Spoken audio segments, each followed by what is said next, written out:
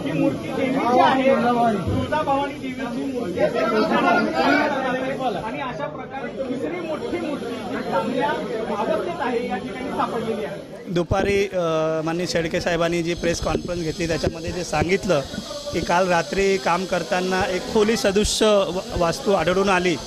आज आम्हाला त्यांनी काल रात्री पत्र लिहिल्यानंतर आम्ही जेव्हा इथे आलो तेव्हा आत्ता मी आतमध्ये जाऊन बघितलं। आतमध्ये एक 5 बाय 5 फुटाचा एक चेंबर आहे आणि त्याच्या आतमध्ये गेल्यावरही एक आणखी चेंबर आहे। तिथे खूप मोठ्या प्रमाणात माती वगैरे साचलेली आहे। वरून 2 आणि 3 मोठ्या दगडी मूर्त्या, 2 छोट्या आणि एक पादुका अशा एकूण 6 ऑब्जेक्ट तिथं दिसून येतात। मातीवर खूप साऱ्या बांगड्याचे तुकडे, मातीच्या बांगड्या, काचाच्या बांगड्या, खूप सारे तुकडे आहे आणि काही नाणी आहे जे मॉडर्न नाणी असेल 5 पैसे 10 पैसे आता ज्या चलनात नाही आहे त्या खूप मोठ्या प्रमाणात आहे। तर आत्ता आम्ही पूर्वी माती काढण्याचं काम करतो। माती काढायला आम्हाला अर्धा पाऊण तास लागेल। त्याच्यानंतर मूर्ती जे क्लीन होईल त्यानंतर ते मूर्ती बाहेर काढण्याचा आम्ही प्रयत्न करू। आत्ता तर निश्चित सांगता येत नाही, फार अंधार आहे आणि माती असल्यामुळे म्हणजे लगेच बोलणं उचित होणार नाही। ते आधी समजून घ्यावं लागेल, बाहेर काढावं लागेल, नंतर सांगता येईल। नाही, एकदम तातडीने अंदाज देणं चांगलं नाही। आता आम्ही ते कामच करत आहोत। अर्ध्या 1 तासानंतर ते मूर्त्या काढण्याचं काम करू, तेव्हा बाहेर आल्यावर आपल्याला बघता येईल आणि आपण तो अंदाजही सांगू शकू की नेमका कोणत्या काढायचा। एक 6 बाय 6 फुटाचा चेंबर आहे। नाही, सिमेंटचं नाही आहे, चुन्याचं प्लास्टर आहे। हां, आता तरी एकच असं नाही सांगता येणार। आता जे कामात जे ॲक्सिडेंटली सापडली ती एकच चेंबर आहे। नाही, आता ते मी स्वतः आतमध्ये गेलेलो आहे आणि ते सगळं बंदिस्त आहे आतमधून, त्याच्यामुळे त्याच्या पलीकडे असण्याची काही शक्यता नाही।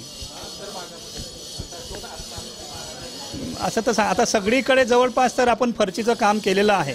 हा एवढा पार्ट आपण रिपेअर करताना ते सापडलेला आहे। बाकीच्या तर फरशी काढूनच आपण रिपेअर केलेलं आहे, त्याच्यामुळे मला शक्यता वाटत नाही, पण तरी आपण एकदा चेक करायला काही हरकत नाही। आपण इथे बरेच बघता की आम्ही आत्ताच जे तळघर होतं त्या तळघराची पाहणी केली आणि तळघराच्या आतमध्ये जाऊन बघितलं तेव्हा 3 मोठ्या मूर्त्या, 2 छोट्या मूर्त्या आणि एक पादुका सापडलेली आहे।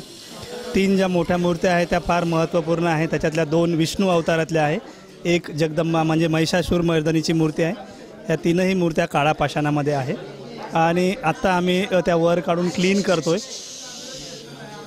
त्याचा सविस्तर अभ्यास केला जाईल, अभ्यासाअंती एक चांगला निष्कर्ष काढता येईल। नाही, वेगवेगळे आहेत, म्हणजे अवतारांमध्ये फरक आहे, कारण की जे आपण आयुध असतात, आयुधाची रचना बदलली ते त्याचा अवतारात बदलतो, त्याच्यापैकी दोन्ही वेगवेगळे अवतार आहे।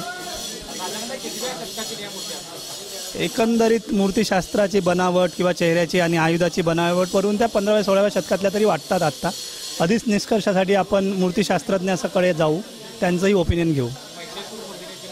त्याच सेम काळातल्या आहे। हां, सगळ्या मूर्तीची बनावट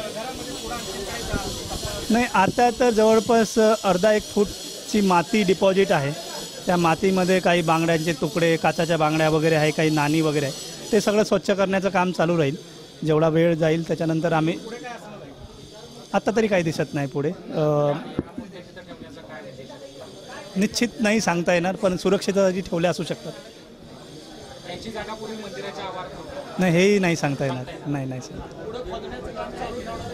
नाही, खोदण्याचं म्हणजे तिथे काही असं बंद नाही आहे, ते चेंबर आहे व्यवस्थित, चारही बाजूनं भिंत आहे, प्लास्टर आहे, त्याच्यामुळे आणखी खोदण्याची काही गरज नाही। चेंबरची साईज आतमध्ये चेंबर गेल्यानंतर एक 5 फूट बाय 5 फूट आणि 6 फूट हाईट आहे।